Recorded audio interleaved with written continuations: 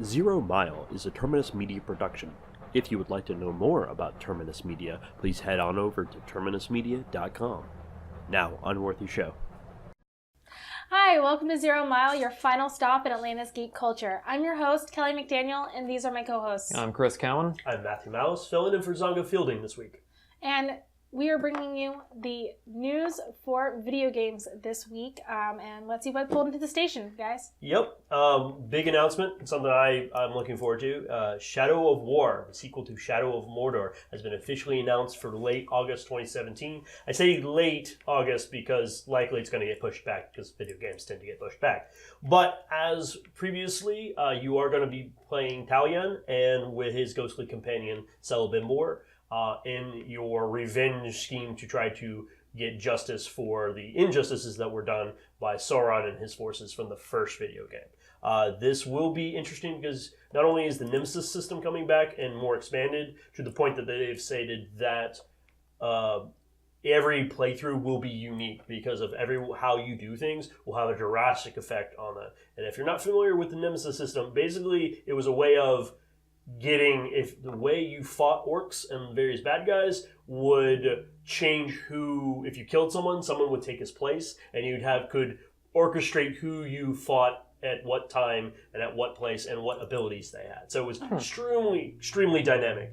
And what's also cool is there's a new ring of power. Talion is going to wield a new ring of power that was forged by Celebimbor, and it looks really cool. The only thing I'm a little hesitant on is I hope they improve the boss battles, because that was the worst thing in the first Shadow of Mordor game. First fight was great, the last two were like basically quick time events, and it sucks. It's not good.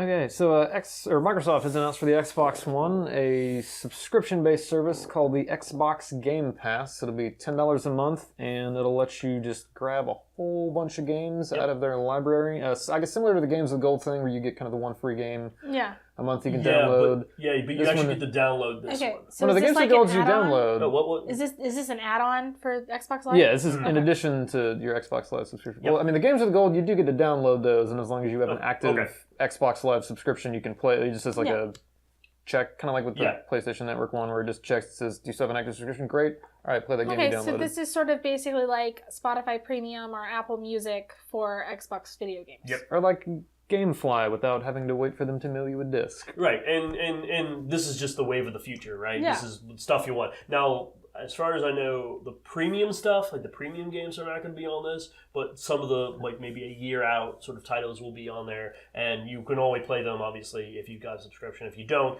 it will erase the game off of your hard drive, but you'll keep all the save files. Okay. So if you get your subscription back and you want to re-download, you can continue playing. Okay, that sounds I'm pretty sure they'll cool. probably be rotating out their lineup. So, I mean, I don't think I'll be able to play like a new release game like day of for my $10, but it'll be nice to go through a back catalog. I'm a very casual gamer. I don't dive on new games right on day one unless they're Mass Effect. As we have spoken in nauseam. Yeah. Yes. I mean, that's pretty cool. And of course, the big news lately for video games, Nintendo Switch. It came out. Everybody was really excited. I know that I went to lunch on, was it Friday? Yep. And there were people sitting at the GameStop mall area, like they had tapered it off, and here's like two teenagers eating fries, just waiting. And that was at noon when it was a midnight release. So I was like, okay, cool. Basically, it came out. Everyone seems to be really excited for it. Doesn't seem to be any major issues. Apparently, they actually didn't need any kind of like immediate game day update. Like firmware update. Exactly. So like you could just plug in and play, which is really awesome and very rare nowadays. So that was pretty great. The only complaints I've really seen have been people not reading directions, even though they claim that it wasn't well read. I don't believe them.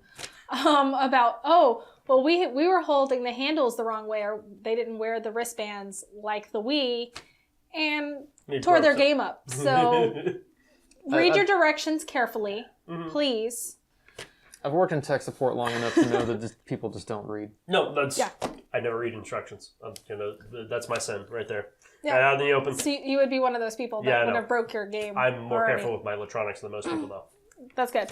And then, of course, I kind of need to go on a mom rant. Just don't lick your cartridges, please. I know it's cool, but they put the bitter agent in there so small children didn't eat the game. It is not for your enjoyment to go, ooh, haha, let's lick this and see how bad our faces look. Come on, guys. That's a little... Come on. I understand the safety feature and wholly endorse it, but man, those cartridges are so tiny. Yeah, what you're going to do is you're going to lick it, and because you're an adult, you're going to wind up accidentally swallowing it, and then you're going to, like, swallow your $70 Zelda game. Come on. You just ate $40 right there. Yeah. How hope it was worth it. Stick with the cinnamon challenge, folks. Yeah, Please. exactly. Just don't do it. And of course, speaking of Zelda, it is basically one of the best reviewed games of last year and this year. It actually rates as number 4 on Metacritic of the best reviewed games of all time. Of course, number 1 is still Zelda Ocarina of Time.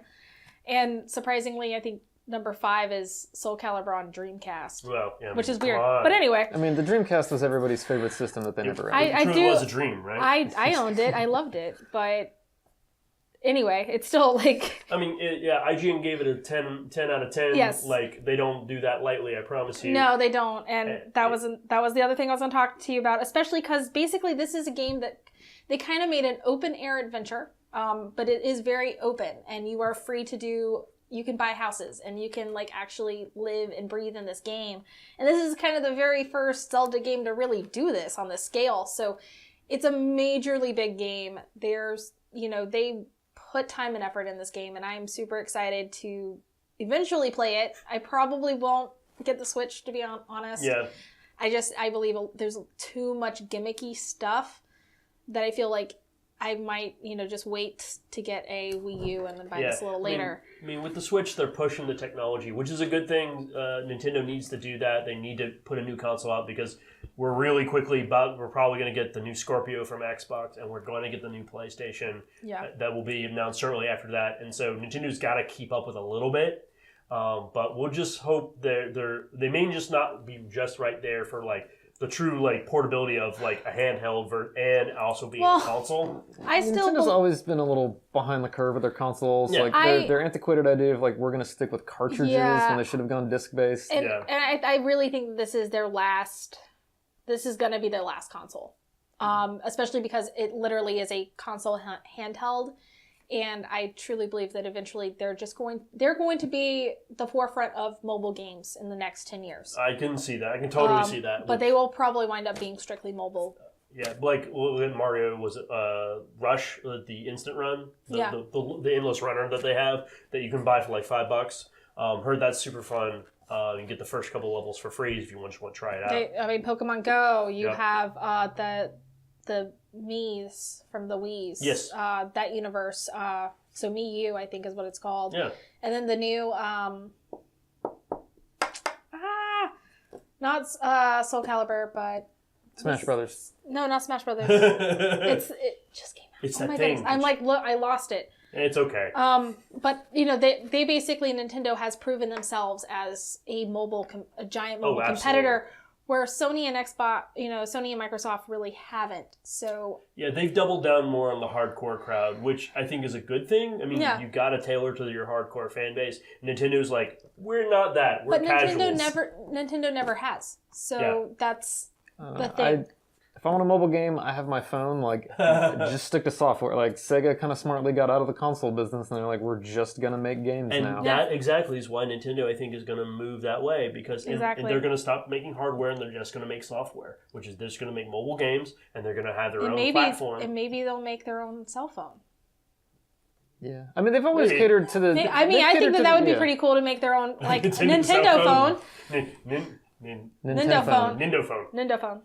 It'd be pretty great. Nintendo's always been sort of for the younger crowd, so I could see them sticking to maybe dedicated portable hardware. That would be rad. I think a portable and just gaming getting out system of would the be actual. perfect. But that's what I'm saying is your console portable market. gaming systems are going into your cell phone. Yeah, that's what I'm saying. They're eventually going to wind up creating their own cell phone. It's like the PlayStation Vita.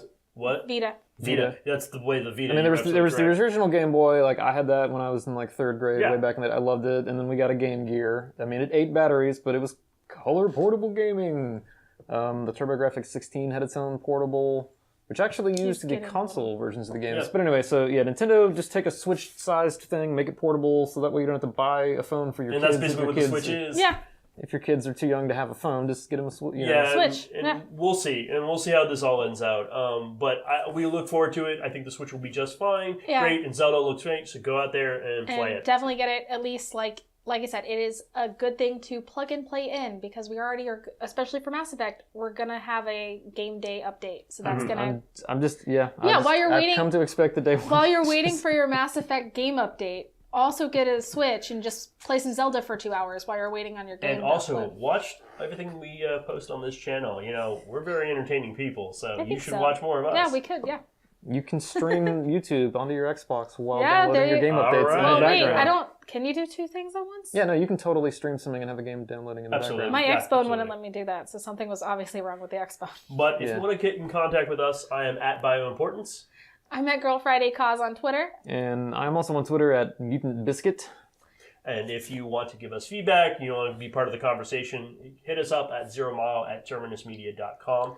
Always like, share, and subscribe, and we will see you very soon. Bye, guys. Bye. Have a good week.